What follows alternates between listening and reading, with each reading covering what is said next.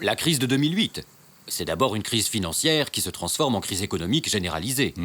De nombreuses familles américaines ruinées par la chute de l'immobilier, puis de la bourse, vont se retrouver sans autre choix que de réduire fortement leur consommation. Bien sûr. Les entreprises alors vendent moins, elles cessent d'investir, puis débauchent. C'est l'engrenage de la crise.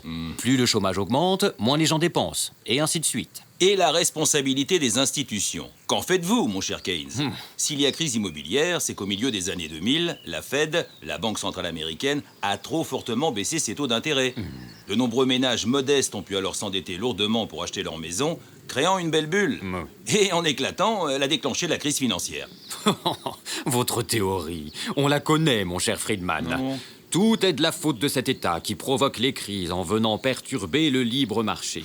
Mais que serait-il advenu de votre infaillible marché si l'État n'était pas venu à son secours d'abord pour empêcher l'effondrement des banques et relancer ensuite l'économie? Oh, t'amuses en Ce ne serait pas plutôt cela, la leçon de 2008? Allons, mon cher Keynes. Rappelez-vous 2008.